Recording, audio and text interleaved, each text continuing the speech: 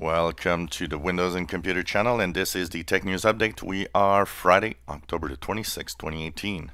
And today, in our Tech News Update, we have Google that is pulling the plug on a feature that's called Nearby Notifications. It's a feature that was using Bluetooth and kind of, looking around, and you could have notifications of nearby phones or, users. It was introduced with KitKat 4.4, but it had a big problem. It was mostly used for basically spamming everybody. That reminds me of a certain feature in Windows XP when it came out where users were getting spammed with messages across the internet. Still using a Windows Phone? Well, maybe there's some hope for some transformation for the future of your device, as the bootloader now has been released as open source. It's on GitHub. It means that anyone can now write and modify the code to do what they want. Who knows? Maybe there's a different type of future for the Windows phones out there. ZteT had a really bad year with basically a hard beating from the US that just prevented sales, but also blocked ZteT from buying US parts.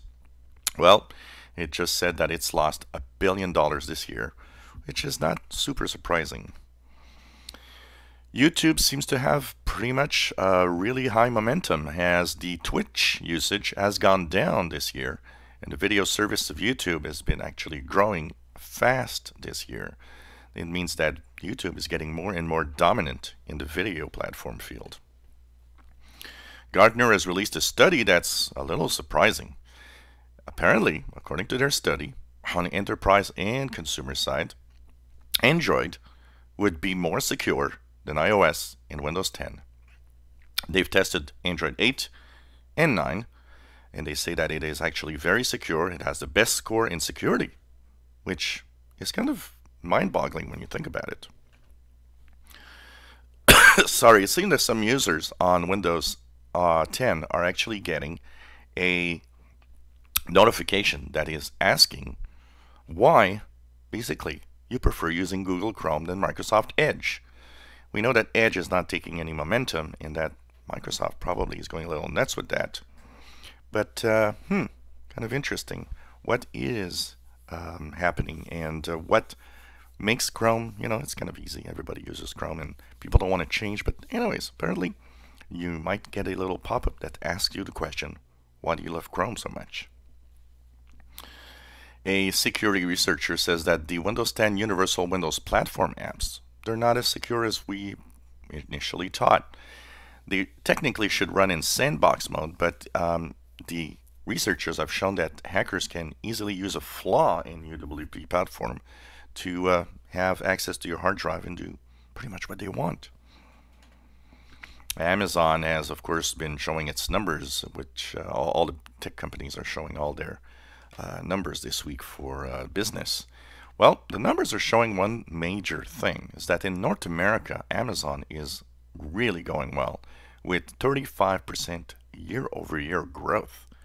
But around the world, it's not going so well. It's actually losing almost 400 million and doesn't seem to really be growing much.